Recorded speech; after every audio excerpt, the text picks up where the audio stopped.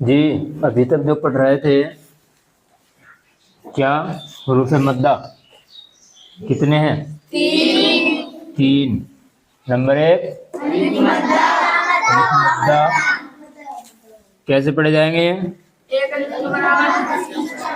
अलिफ के बराबर पढ़े जाएंगे। उसके जैसे ही तुमने देखा ये क्या है? खड़ा जबर। ये नीचे क्या है?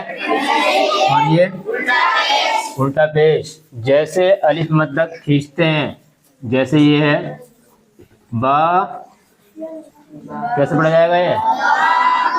बा अलिफ जबर बा। जैसे ये खींच रहा है ना, ऐसे ही इसके ऊपर ये भी है बा। बा खड़ा जबर बा। समझ आ रहा है? यही है खड़ा जबर खड़ी जेर उल्टा पेश। इन तीनों को हुरूफे मद्दा की तरह थोड़ा खींचकर पढ़ना चाहिए। ठीक है। जैसे हमने इसके लिए पढ़ा था कि हम अलिफ से पहले जब जबर होगा, अलिफ मद्दा होगा, उसको थोड़ा खींचकर पढ़ेंगे। कितना? एक अलिफ के बराबर। ऐसे ही इनको भी खड़े जबर को अलिफ के बराबर खींचना है, अलिफ मद्दा के बराबर खींचना है, और खड़ी जेर को क्या की तरह? या मद्दा की तरह। जैसे बी, ये क्या है? ये बाया जेर बी। और ये क्या है? बिल्कुल सेम सेम होंगे दोनों। जैसे ये वाला खींच रहा है, ऐसे ये भी खींच रहा है। जैसे ये खींचेगा, ऐसे ये भी खींचेगा। जैसे ये खींच रहा है ये वाला, ऐसे ही ये वाला भी खींचेगा। एक जैसे है ना दोनों। इसी तरह तीसरा है, ये क्या है? बू बावा पेश बावा पेश बू। और ऐसे ही ये भी है बाउ टपेश। बस कोई ज्यादा नहीं है इसमें, सिर्फ ये है खड़ा जबर खड़ी जेर उल्टा पेश। इन तीनों को भी हुरूफे मद्दा की तरह खींचकर पढ़ना है। ठीक है, खींचकर पढ़ना चाहिए। खींचकर पढ़े कुछ भी बोल सकते हैं। अब कैसे पढ़ना है ये तुम्हें समझ में आ ही गया है। जैसे तुमने बा अलिफ जबर बा को खींचा है, ऐसे ही बा खड़ा जबर बा को भी खींचना है। बाया जेर भी, जैसे एक अलिफ के बराबर इसको खींचा है, ऐसे ही इसको भी खींचोगे। बा खड़ी जेर बी को, जैसे बा वाव पेश बू को खींचा है, ऐसे ही बाउल्टा पेश बू इसी तरह खींचेगा। जैसे ये जैसे हुरूफे मद्दा खींच रहे हैं, ऐसे ही इन तीनों को भी खींचना है। समझ में आया? ये बहुत आसान सा है, बहुत छोटा सा भी है। जो ऊपर लिखा हुआ है इसको याद करो। पहले खड़ा जबर खड़ी जेर उल्टा पेश। इन तीनों को भी हुरूफे मद्दा की तरह थोड़ा खींचकर पढ़ना चाहिए। थोड़ा कितना है पता है तुम्हें? कितना है? एक अलिफ के बराबर खींचकर पढ़ना चाहिए। अच्छा, एक लाइन और लिखी हुई है, खड़ा जबर बराबर होता है अलिफ मद्दा के। खड़ा जबर बराबर होता है अलिफ मद्दा के। यानी जैसे जबर की आवाज कहाँ को जाती है? ऊपर को। और बा अलिफ जबर बा की आवाज कहाँ को गई है? ऊपर को। ऐसे ही बा खड़ा जबर बा की आवाज कहाँ को जाएगी? ऊपर को। बस ये तीनों मिल गया ना सबसे। जबर की आवाज ऊपर को, लेकिन वो खींचेगी नहीं। यहाँ पे अलिफ से पहले जब जबर आया तो ये अलिफ मद्दा है, इसको ऊपर ही लेके जाएंगे, लेकिन एक अलिफ के बराबर खींच कर पढ़ेंगे। ऐसे जैसे तुमने अलिफ को खींचा है, अलिफ मद्दा को खींचा है, ऐसे ही खड़े जबर की जो आवाज होगी वो ऊपर को जाएगी और एक अलिफ के बराबर खींचेगी। बस ये ध्यान में रखना। इसलिए तो कह रहे हैं खड़ा जबर बराबर होता है अलिफ मद्दा के। एक अलिफ के नहीं है, खड़ा जबर बराबर होता है अलिफ मद्दा की। जैसे क्या है मतलब? बा बा अलिफ जबर बा, ये क्या है? बराबर है बा खड़ा जबर बा के। बा अलिफ जबर बा बराबर है क्या के? बा खड़ा जबर बा के। ठीक है।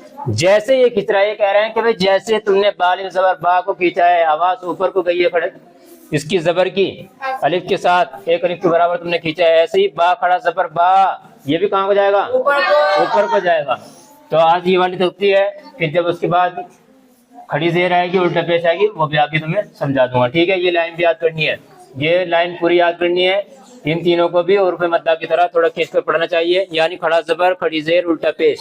ये तुम्हें दिख भी रहा है, तुम्हारे कायदे में भी है, खड़ा जबर खड़ी जेर उल्टा पेश, इन तीनों को भी थोड़ा खींच कर पढ़ना चाहिए। थोड़ा कितना है? एक अलिफ के बराबर। अब क्या है? खड़ा जबर बराबर होता है अलिफ मद्दा के। खड़ा जबर बराबर होता है अलिफ मद्दा नहीं बोलना है, खड़ा जबर बराबर होता है अलिफ मद्दा के। जैसे जैसे बा, बा अलिफ जबर बा, ये क्या है? बराबर है बा खड़ा जबर बा के। ये उल्टा भी हो सकता है किसी कायदे में, देखना उसको जरा क्या है, देखो दिखाओ। हाँ, जैसे बा खड़ा जबर बा, ये क्या है? बराबर है बा अलिफ जबर बा के, ये सही है। बा खड़ा जबर बा बराबर है बा अलिफ जबर बा के। ये पूरी लाइन याद करनी है। ऐसे ही इसको, जैसे तुमने हमजा खड़ा जबर हमजा अलिफ जबर आ बा अलिफ जबर बा याद करा है, उसी तरीके से आ हमजा खड़ा जबर आ बा बा खड़ा जबर बा ता खड़ा जबर ता, सारा ऐसे ही पढ़ा जाएगा। ठीक है, नहीं सारा पूरा याद करके लाना नीचे तक। चलो ये तो हो गया। ये क्या है? इला हा हमजा ज़ेरी, ये तुमने पढ़ रखा है। लाम के ऊपर क्या है? खड़ा जबर। अभी क्या याद करा है? खड़ा जबर बराबर होता है अलिफ मद्दा के। बस यही यहाँ पे याद करना है। जैसे तुम्हारा कायदे में पहला लफ्ज दे रखा है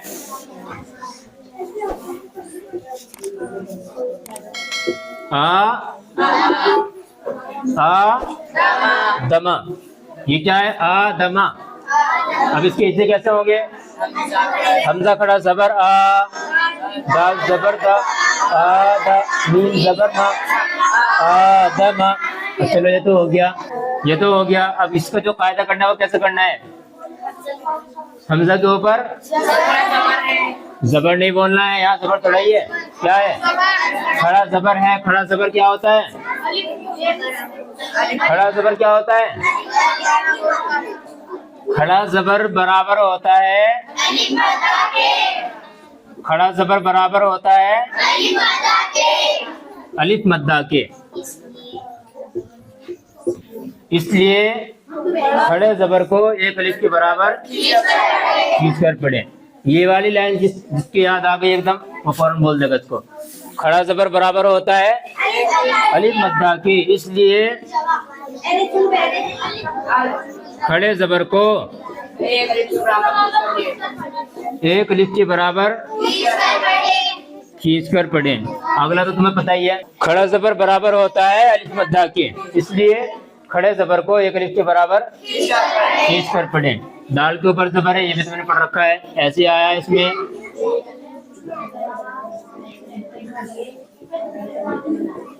ये क्या है? समावाती। बहुत से क्या कर रहे हैं? समावाती। क्या है? ये क्यों खींच रहा है? इसके ऊपर क्या है? खड़ा जबर है। खड़ा जबर क्या होता है?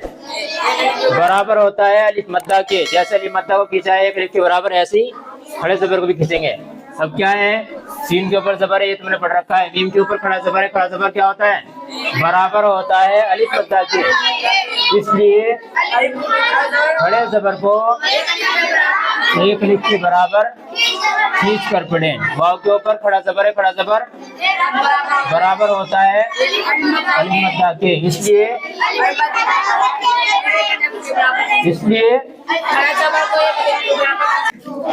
खड़े जबर को एक अलिफ के बराबर खींच कर पढ़े।